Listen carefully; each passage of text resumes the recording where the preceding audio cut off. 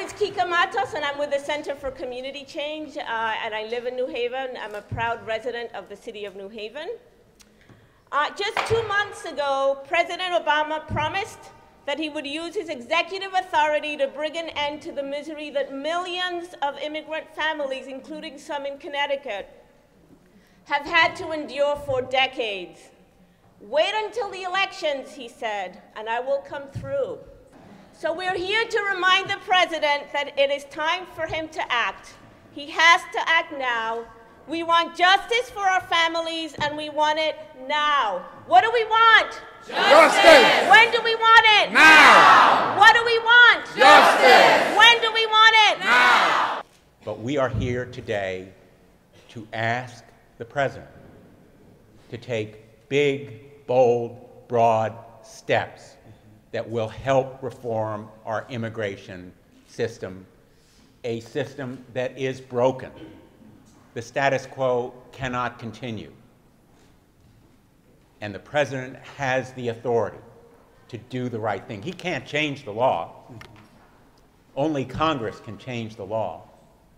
But he can take steps that will make it fairer and more effectively using his existing authority. My name is Maria Praeli, and I am a dreamer. I was born in Peru and moved to New Milford, Connecticut over 16 years ago when I was 5. Growing up undocumented had many challenges. I could not apply for a job or get a driver's license. I felt suffocated by my status and ashamed of who I was. When President Obama announced the Deferred Action for Childhood Arrivals Program, or DACA as it is also known, in June of 2012, my whole life changed. I could live with a little less fear and a little more pride.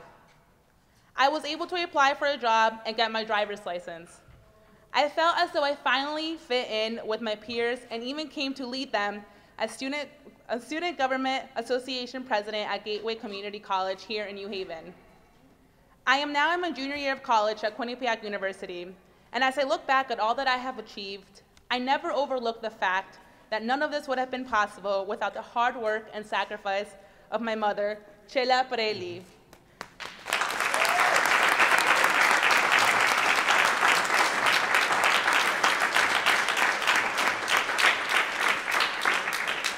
The woman who left her family and career in Peru to give her daughters the best opportunity possible in the United States of America. Even though I have DACA, I cannot live peacefully knowing that my mother continues to face the overwhelming adversity of living in the shadows. Ever since I left for college, always in the back of my mind is the fear that my mother could be deported. The thought of her getting taken away from me is unbearable.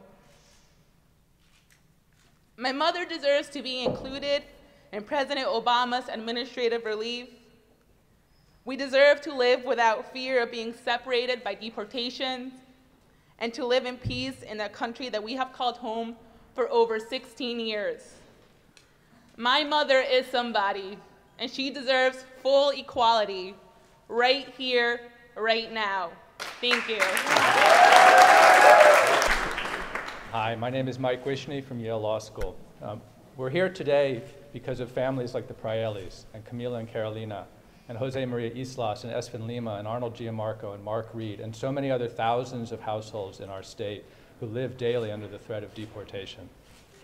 The question is whether parents of dreamers and citizens and all those who would benefit under the Senate legislation now pending in the House will live in fear tomorrow, or whether today President Obama, with the stroke of his pen, will change the lives of so many people in this country.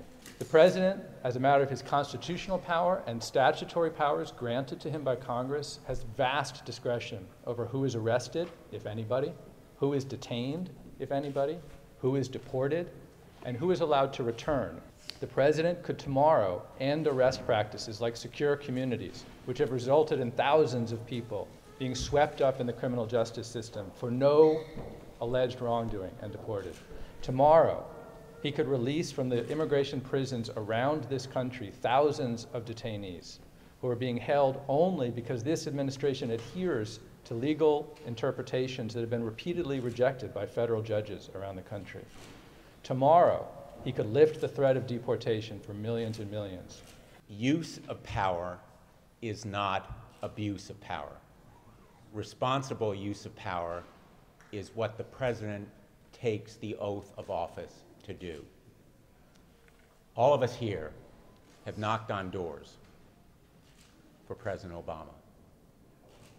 Now we're knocking on his door, and we're saying, keep faith with America. Keep faith with the American dream, which is the rule of law